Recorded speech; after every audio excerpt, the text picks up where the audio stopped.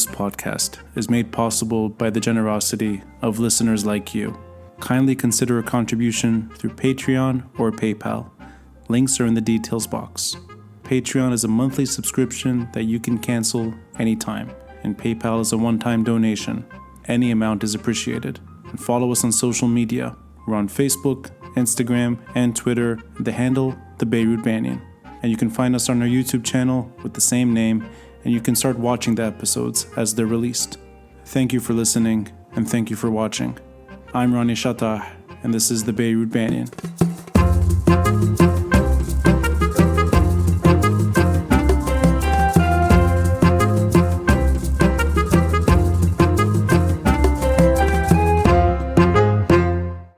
I think it was back in November, sort of the first weeks of the protests, that I was very lucky. Recordings on a daily basis, sometimes 2 recordings a day. And I was meeting many people fully involved in the moment. And there was a lot of hope at that time, a lot of optimism.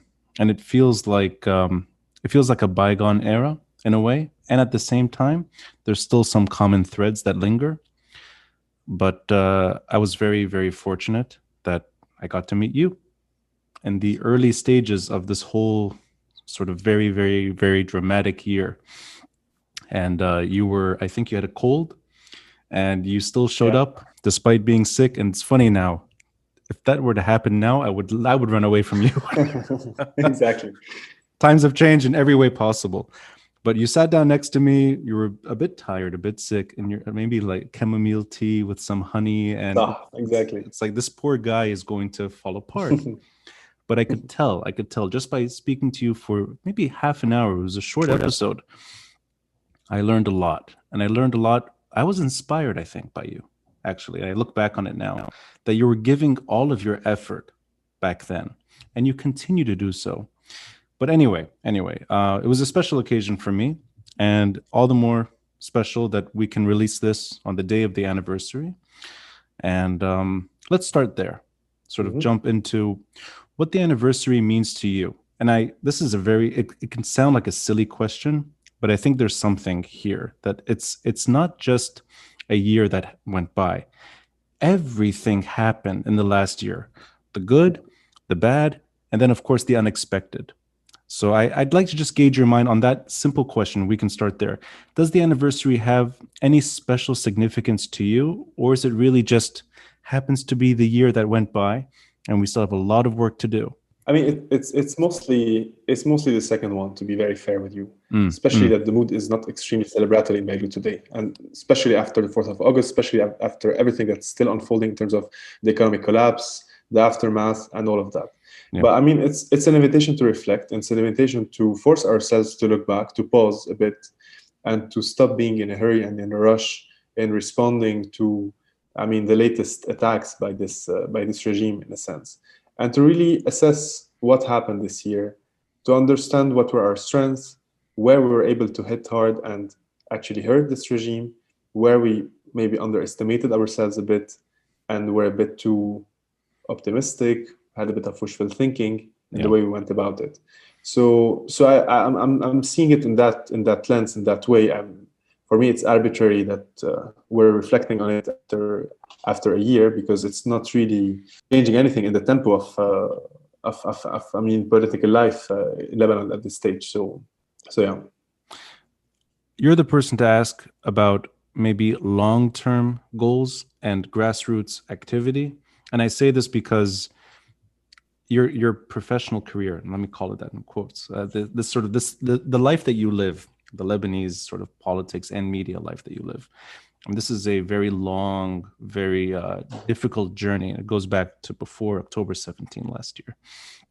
But just in terms of where the new political energy is right now, and this includes everything this can range from disenfranchised groups expressing themselves openly, and that's, I think, a permanent change. This could also include the traditional, maybe more left-wing sort of politics that we kind of jumped into a year ago, but maybe there's more to talk about now. Is there permanent change that's positive in terms of the grassroots activity? And do you see that as maybe one of the more important achievements, one of the more important achievements of the last year, that there is a new politics on the horizon?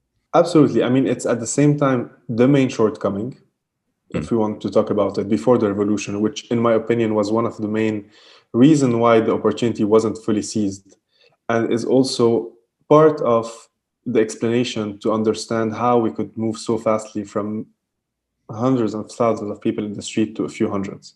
Right. Is basically the absence of this grassroots organizational component that's really able to provide people with an alternative framework to be politically active, but also an alternative framework to go out their life, solidarity, basically safety nets and networks that are able to provide alternative to the clientelist and capitalist economy that we have.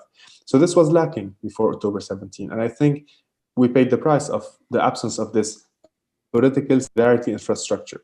But today it's happening. So yes, there's something to build on, there's something to be hopeful about, and for me that's the only path that is really, in a sense, solid, because it's one thing to have the battle of narratives, to try to win in terms of the discourse, in terms of the dominant narrative, and I think we've succeeded pretty well in doing so in the past 10 years, and more importantly in the past year. But this needs to be followed by a much more solid take on how we organize ourselves politically. And the alternative for me is no longer an alternative that needs to translate into the most explicit way, like people who are ready to run for elections. The alternative today also needs to incarnate an alternative way of going about our economy, going about the social and economic relations in a society that's completely crumbling. I think we're in a good path. I think what's also extremely important is that this monolithic bloc that was portrayed by the media as the opposition is being broken down into different pieces. I don't see it as something dangerous. I see it as something that provides further clarity and maturity to the way we go about politics. We're openly acknowledging the differences that we have in this opposition, and we're also building on the common grounds that we have to, go and walk together as much as we can in this political journey that's extremely long, and also acknowledging that at some point we will have differences when it comes to the economy, when it comes to our vision for the country, and so on. And that's, for me, an extremely healthy way to go about politics. To be able to acknowledge that we are in opposition to this regime, we are a resistance to this regime. I don't think we're within a framework of opposition and majority today. We're in a framework of an occupation force and a resistance to it. And we have our differences, and we're not trying to hide them. We're dealing with them in a much more mature way than we used to be before. I'm going to play devil's advocate here, and I'm curious about the longevity, or let's say the time that it takes to actually get this this project started. If I'm not mistaken, Megaphone started after the Sting protests. So in 2017, that's true. Yeah, 2017.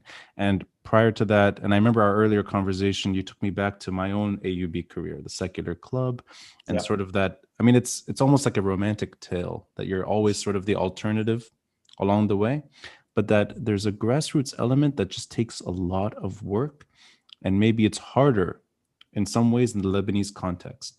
And I'm just curious why there have been previous sort of attempts at offering change and offering a different politics, and even maybe the structure that's necessary never takes hold. Do you see it taking hold this time around? And I mean in the most basic sense that it just, I remember the Stink protests. I remember Beirut Medinati. I remember all of that it was almost, there's a problem, and then you confront the problem, but there's very little in terms of changing the state, or at least sort of addressing the existential sort of crisis and the politics that never took hold. Is that happening now from your side, from somebody who's seen this evolution and seen how much work it requires? I'm going to try to answer your question in two ways. The first has to do with the evolution of grassroots work since pre-revolution time till today. I think that before we had maybe two main battles to fight. The first was a battle of narratives. We needed to convince people that what we stood for made sense politically. And that wasn't an easy battle. We were completely marginal what we stood for in university as people who oppose the entire political class, who have progressive ideas, who are not willing to compromise. That was a battle of its own, a battle of ideas. In addition to that, we needed to mobilize people, which is something that's extremely hard in a country where giving your time and your effort and your energy to politics is not granted. We're living in an extremely dire situation, back then, and even more today, that doesn't really give you the opportunity to just get involved politically, because I mean that's a sacrifice that you make on other fronts. So on that level, I think things have changed drastically, because I don't think we have to convince anybody today that the regime needs to be radically changed. I think today we have to provide people with the vehicles, with the mechanisms, where they believe that, okay, investing in this alternative, giving their time to this alternative, is something that they will get something in return. And this leads me to my second point, basically, which is the way we go about defining the regime is key to define the alternative. And then again, the alternative is not an alternative that needs to run for election necessarily. That's not how I see it. The regime is not just a bunch of incompetent thieves that are in government. The regime is a web of material interest, is an economic system that doesn't provide us any opportunity with either the market or clientelism. It's a web of interconnected factors that needs to be dismantled. Today, there's an opportunity because this system is having a hard time to reinvent itself. And it's an opportunity because there is room to recreate different forms of social, economic, and political relation between people on a smaller scale, on a decentralized scale, in a new way of doing politics that's not just about ideas and about demands, but it's also about actually building safety nets for people, building solidarity structures. So I think we're going in the right direction. And in terms of how fast these could happen, they're happening quite fast. If you look at a year ago, we didn't have maybe 10% of the people organized in groups. Today, they're widespread across the country. And the last point I wanted to make is actually the aftermath of the 4th of August, because I think this is not something that was unpacked enough. Of course, you have the NGO structure. Of course, you have a lot of, in my opinion, bad reflexes that are reproducing stuff that are not radical and political in nature. But you have other also initiatives that are much more grassroots, that are much more based on solidarity, neighborhood efforts, that are recreating new forms of dynamics at the very local level, which in my opinion, if they get replicated, are a real threat to the regime, because they're touching the regime in its most profound material basis. And let's not forget that the sectarian regime is rooted in material interest, first and foremost. The ideas, identities are obviously something essential. They're the glue, if you want, of this regime. But it boils down to something extremely tangible. So breaking these chains at the local level, in my opinion, is also extremely important. But you know what? I'm glad you brought up the August 4th blast and also the economic downward spiral that we've all experienced in the last year. And this is maybe trying to get your opinion on how bad things are and how difficult it is to rally people, if you will, to a different order, or even going all the way, a different social pact. Is it possible even to do this at such a late stage, just in terms of the level of pain? Not necessarily that this shouldn't be done. I mean, clearly this work needs to be done even when things are really dire, but just in terms of it sticking and resonating, is it possible to actually do this well-needed work at a time where people are extremely not just in despair? It's almost like everybody is sort of on the brink financially and to some degree security as well. And it really feels like everything that went wrong impacted us in individuals as well. It's not just the state collapsing. People are in very bad shape.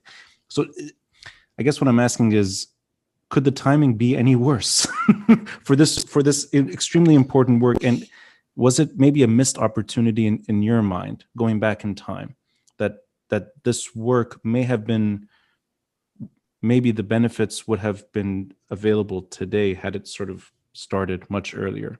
And I'm not challenging the good work that everyone's doing, just in terms of it resonating right now. I mean, in my opinion, that's precisely in this particular situation that this type of politics will resonate and has its place and is an opportunity to be experimented and even further developed. If today we're coming to people that are completely despaired, some of them jumping on boats trying to reach Cyprus, if we're coming with our pamphlets, our manifestos, and our political ideas and telling them we are the alternative, then yeah, of course, we're completely obsolete and we're completely, outside of the reality. But if we're going a different approach and saying, listen, what we're facing today is is an open war by this regime on people. It's a mm, regime that today has decided to protect its interest by all means, at all costs, yeah, even if that means people not being able to meet their basic needs. In this particular situation, it's an invitation to resist. It's not an invitation to be in opposition. We're no longer within a political realm. We're no longer within a battle for legitimacy within the constitutional institutional framework. We're in a battle of survival. And this implies a new forms of politics that's rooted in grassroots work, but that's also rooted in solidarity. And that is not just limited in ideas and visions and counter proposals and programs and so on, but in much more lived local grassroots experience of building solidarity structures, political structures that can face basically this war that's being waged against the people at the economic level, at the security level with the police state. This is, in my opinion, the most relevant thing that could be done. And it's a mm, needed transformation for this opposition to really mm. become an opposition that can connect with the hundreds of thousands that took to the streets, and not an elite that is merely limited to a battle of ideas, a battle of legitimacy, which is important and needed, but in my opinion, insufficient at a time where the country is completely falling apart and collapsing. The work is more favorable right now, a year after the protests started. I'm glad that's serious optimism. I don't hear that enough. That perhaps now it's even more people are on your side by default. And I mean, it's not optimism in the sense that I'm seeing the light at the end of the tunnel, or in the sense that I'm actually confident that this will pay off. But it's more of, in my opinion, that's a necessity. I don't any other relevant form of getting politically active and resisting what's going on unless we do it through those means. Right, but I appreciate even that sort of glimmer at the end of the tunnel, because it is important to know that a lot of positive change has happened. And this goes back to our earlier conversation, but also really, we both saw it with our own eyes. People are not afraid. And that's, I think, a very important thing. And if I may, I mean, Megaphone News is a prime example of sort of the youth, or even for that matter, let's say the average person, willing to speak their mind and willing to take risk. I fully identify with that. And we've seen this sort of the reaction at times from the state, intimidation, but it's not working. People continue to push and push and push. And there's obvious change as well. And we kind of talked about this earlier, that any disenfranchised group is willing to now sort of push the envelope as well. And there's no going back on that. And I think even when the numbers are in the dozens at times, not even the hundreds, it doesn't matter. I don't think the numbers really reflect what's going on. But I'm going to sort of do a symbolic, I'm going to put a symbolic question to you, and you can tear this down as much as you'd like. Students are taking responsibility. Women are front and center. The youth is still involved. Social pact is being discussed. All of that. That's within a year. And then, very good chance, Saad Hariri will be prime minister in a few days. So with that, do you see that there's, I like the way you defined it as a state fighting against its population, but taking that and putting it on the side, do you see it as both sides, in a way, fighting for survival right now? That the regime is doing whatever it can to sort of recoalesce. And then you have a protest movement that's doing all that it can to linger and to still mean something. Does that resonate with you? That it's almost like there's an existential battle on both sides, and it's maybe too early to determine who's going to prevail. Absolutely, but that even, I mean, that puts the framework, if you want, in an even more radical way, because there's no room for reform. We've reached a point of no return with this political class, and you put it in a very good way. In my opinion, these people are really fighting an existential battle, even more than us, maybe, because they know that the moment they will start compromising, that will be their end. And they know that despite their political differences, they're bound to show solidarity to each other as pillars of those regimes, because they can only try to strive if they're united together. And we've seen it. I mean, we've seen the most absurd sorts of alliances, the most absurd sort of political maneuverings for these people to remain in power. And when it comes to their material interests, it's the same story. We know that everybody is protecting today the financial sector as we know it, the banks and everybody, everything that's going on around it. So absolutely, these guys know what the deal is, and they are fighting and will continue to fight and will continue to kill to protect their interests. And we're in a similar position. And this is why I defined us as a resistance. We're no longer within a framework of, it's no longer politics here. It's no longer politics. It's about life and death. It's about people being killed, either deliberately, either through negligence, either through economic policies that make people strive. That's absolutely fair to present it the way you do. And that's, in my opinion, this is the new version of our political battle. And I am hopeful because you brought up the issue of fear and the fact that fear has, to a large extent, disappeared, and that people no longer get intimidated and continue to insult politicians, and figures that used to scare everybody are now completely ridiculed. I think this is something that yes, I'm not going to say it gives me hope, but I can rely on it to say that there's still some stamina and some energy, and for this fight to continue. It's not game over yet. When we will stop daring to speak out and basically to even just resist, basically with words, even if we're not able to do it differently, this is when I will start losing hope and being much more pessimistic about our prospects to break this regime and to make it fall, basically. I share that sentiment fully. And I think that is the backbone of this whole moment, is that everyone can speak their mind.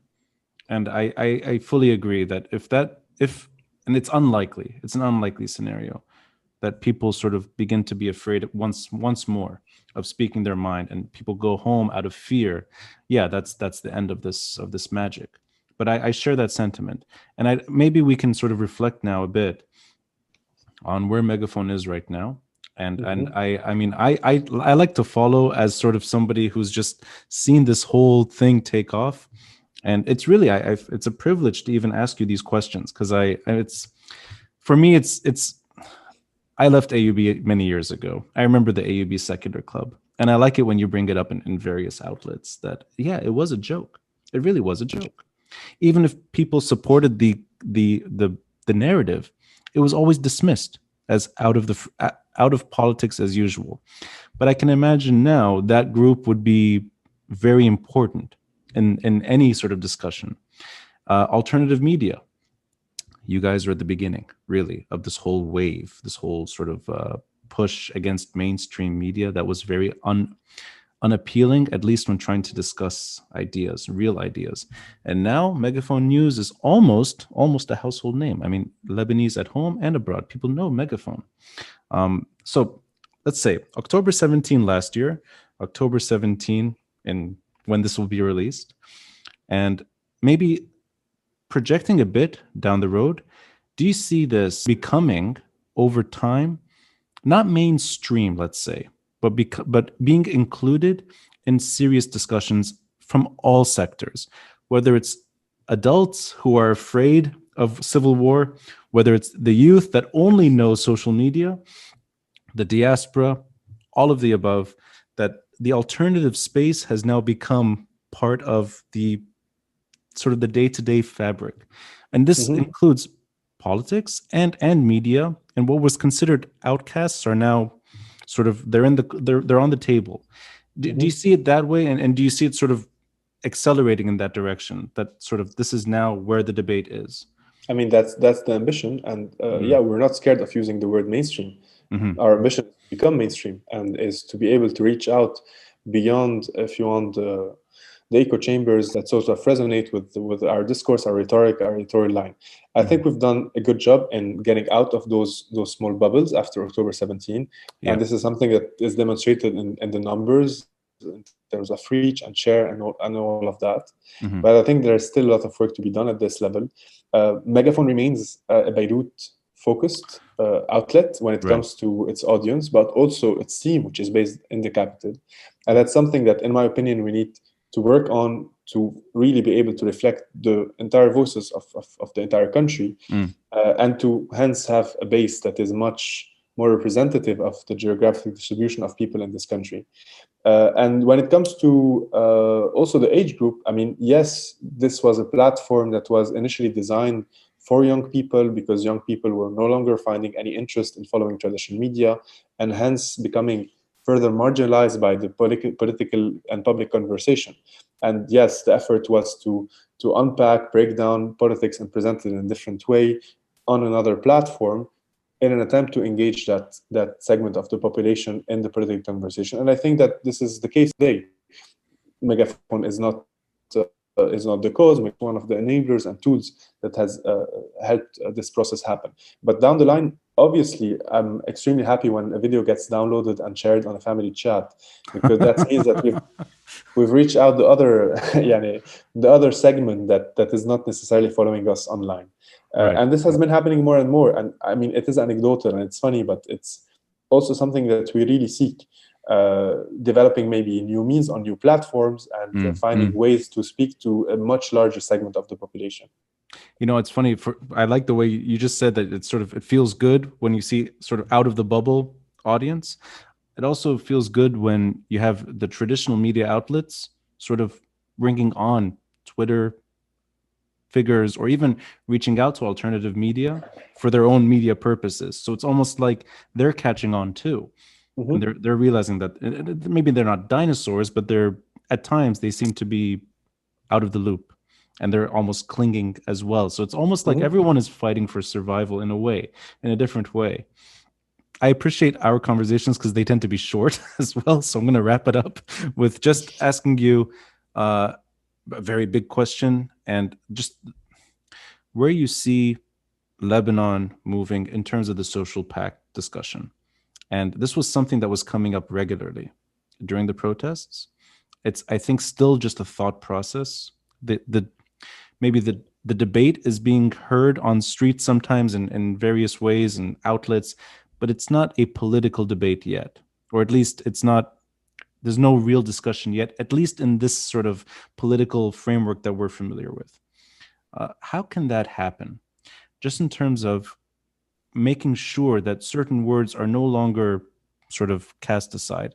This could even be basic things like discussing what a Senate would mean, or what secularism would translate to in the Lebanese story.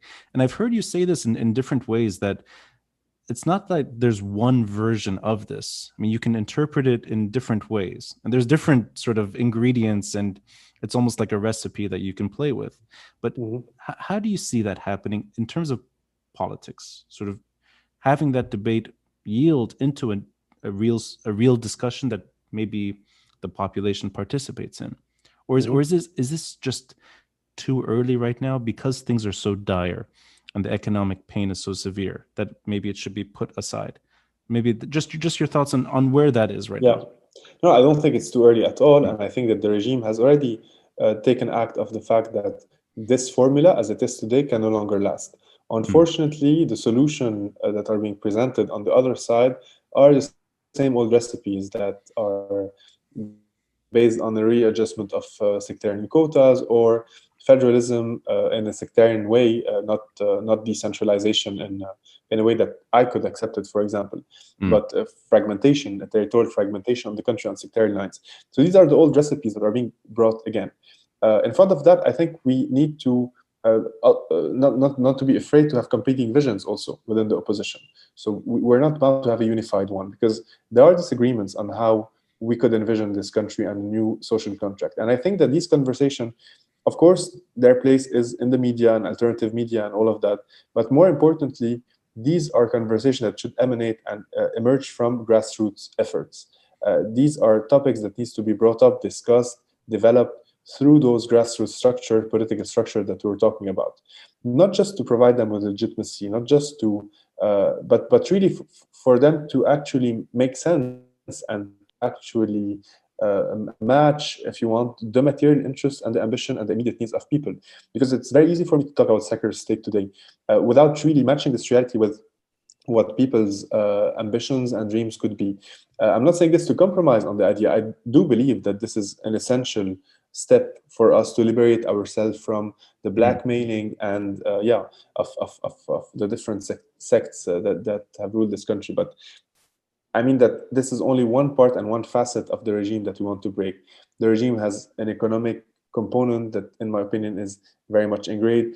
The way I look at sectarianism is not just through personal status law and not just through sectarian quota, but more importantly, through an extremely material reality, which is providing people with channels of welfare through clientelism and basically in exchange of political allegiance, or providing also through the same deal where you just have to accept the status quo and you have to accept that this is the role of the sect and it's no longer the role of the state. So these need to be broken down in also creative ways. So secularism is one aspect, but there's an entire redefinition of the country in terms of its economy, in terms of the role of the state as a provider of welfare and security for everybody. So that's also a conversation that needs to have a creative and grassroots component, and I don't see it just happening at sort of an elite level that would be completely disconnected from people's needs, ambitions, ideas, and so on. Yeah. But is that something that you see taking shape soon, or because it's one of those things that it just comes and goes in discussions. It doesn't really. I don't see it materializing in any serious way yet. How would you see it materializing? I mean, in other words, does it really at the moment, does it live in media or alternative media? And I agree with the sentiment that reform doesn't seem likely in any way, shape, or form with the current establishment. Mm-hmm. But since it's not their role necessarily to even sort of advise on what a new social pact would look like, where does this debate live, at least at the moment? Is it only media?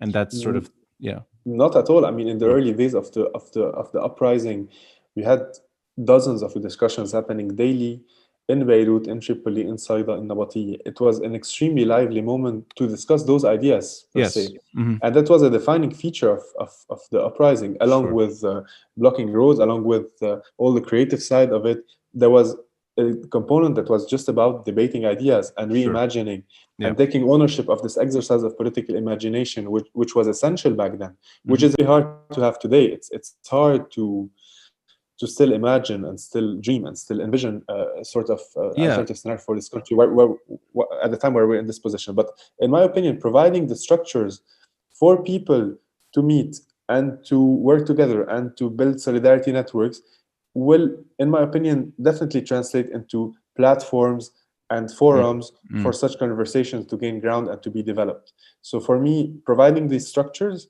is a primordial need that we need to have today as soon as possible, precisely because everything is falling apart and because the collapse is so fast. And these structures will be, if you want, incubators and forums for those conversations to flourish and to emerge. And I mean, my fondest memories of October, November, December last year was listening to those debates on the streets of Beirut, in Martyrs Square and Samir Asir Square. I mean, it was just all over the place. And I mean, I know that for many reasons, they're not being had right now the same way. But it almost felt like that was the closest experience I had where that debate was actually more meaningful, that it was sticking more and more people were taking part. But I suppose, I mean, we can wrap it up with a final thought here. October 17 last year, I think it would be impossible for anyone to imagine October 17 this year. A lot of things that went wrong, no one could have imagined. COVID, and let alone the blasts. I think that really shook everyone to their core. And there's no going back. Pre-blast. I mean, there's just October 17 is a very important date, but August 4 is very important as well. And I think it really it cemented the disdain of people towards what we've been living through. But I'm going to ask you now, October 17, 2020, the good and the bad. Project a year down the road. Can you imagine what Lebanon will look like a year from now? And I'll say this up front, I can't imagine what good will take shape and what maybe unfortunate sort of difficult stages we'll go through. It's impossible for me to see where things are moving. And I think that may even reflect on just because things are so bad right now, it's difficult to project. You don't want things to get worse. You're actually afraid of projecting. But if I can ask you, in all fields, and maybe just from your own immediate sort of standpoint, do you see things better a year from now in general, or are you maybe more cautious and maybe less hopeful that it's not going to get better in a year? It may take years and years before we see real positive change on the horizon. So just a year ahead from now, how do you see things moving? I mean, my hope would be that we, a resistance to this regime would be in a stronger position in terms of our organization, our ability to resist all the different attacks that will come. And we know that they're coming. We know what's waiting for us at the economic level, and it's quite terrible. So all I hope for is that, yes, we will be able to survive. We will be able to stick around and to continue doing what we're doing, and to actually have much stronger ties, if you want, and a much more proactive form of solidarity that will allow us to be robust and to resist what's coming next. In terms of immediate change impact at the political economic level, I will not comment on that, because from what I see today, we're not going in a good direction, and most likely, even if we're able to gain leverage as an opposition, it will still be hard to have any impact on the immediate unfolding of events. But at the same time, I know that things are not so linear, and I know that things can also move in a different direction, and that some opportunities that can be completely unthought of, like the 17th of October, which wasn't something that anybody has planned, can still happen again. So I always go from the perspective that we need to do our homework, and then the rest is not really in our hands. Well, you're doing your homework, at least. That's for sure. And it's always a pleasure to talk to you, Jean. Same here. I hope, I'll see you in Beirut. I'll be returning later this winter. Before we say goodbye, though, can you please just share this with everyone listening and watching? What did you call this microphone? شو اسمه R2D2 هيدا تبع Star Wars. Now it's خلاص. This is now the podcast microphone. I'm gonna keep it with me. Thank you so much, Jean. Thank you very much. Bye-bye. Thanks for listening, and a friendly reminder to help support this podcast by contributing through Patreon or PayPal. All links are in the details box below. Until next time, I'm Ronnie Shatah, and this is the Beirut Banyan.